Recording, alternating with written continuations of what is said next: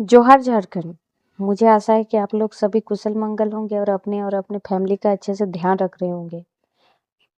क्या आप जानते हैं कि 1857 की क्रांति के दौरान एक ऐसी महिला भी थी जिसने पुरुष भेष धारण कर एक ऊंचे पीपल के पेड़ से अंग्रेजों पर गोलियों की बरसात कर दी थी। एक ऐसी योद्धा जिसने अकेले ही 32 से अधिक ब्रिटिश सैनिकों को मौत के घाट उतार दिया। जी हाँ दोस्तों, आज हम बात कर रहे हैं लखनऊ की शेरनी उदा देवी फांसी के बारे में, जिनका नाम इतिहास के पन्नों में कहीं खो गया है, लेकिन उनकी वीरता आज भी रोंगटे खड़े कर देती है। उदा देवी का जन्म लखनऊ के पास एक साधारण परिवार में हुआ था। वह बचपन से ही बहुत साहसी थी। जब अंग्रेजों ने अवध पर कब्जा करना चाहा, तब उदा देवी बेगम हजरत महल के संपर्क में आई। बेगम उनकी वीरता से इतनी प्रभावित हुई कि उन्होंने उदा देवी को अपनी महिला सेना की टुकड़ी का नेतृत्व करने की जिम्मेदारी सौंपी। उनके पति मक्का पासी भी अवध के सेना में एक वीर सिपाही थे। फिर आती है 16 नवंबर 1857, लखनऊ का सिकंदर बाग। ब्रिटिश सेना ने इस बाग को चारों ओर से घेर लिया था। भीषण युद्ध छिड़ा और उदा देवी के पति मक्का फांसी इस लड़ाई में शहीद हो गए। अपने पति की शहादत और मातृभूमि के प्रति अपमान ने उदा देवी के भीतर बदले की आग जला दी। वह पुरुष भेष में एक पुराने पीपल के पेड़ पर चढ़ गई। अपने साथ ढेर सारा गोला बारूद और एक बंदूक लेकर वह शांत होकर बैठ गई।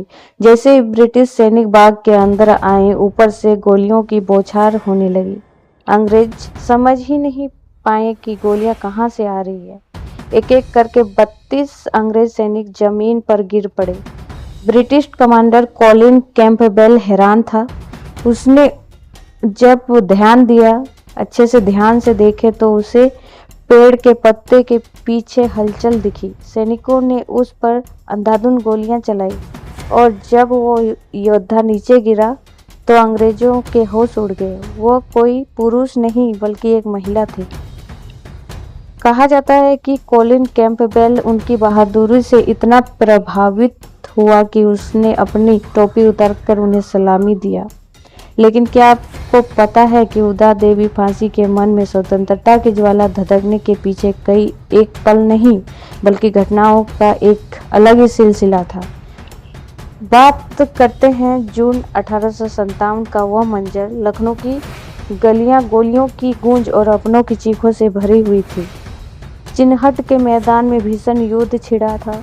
उदा देवी के पति मक्का फांसी किसी शेर की तरह अंग्रेजों पर टूट पड़े, लेकिन नियति को कुछ और ही मंजूर था। लड़ते लड़ते मक्का फांसी वीरगति को प्राप्त हो गया। जब पति की शहादत की खबर उमा देवी तक पहुंची तो वे टूटे नहीं।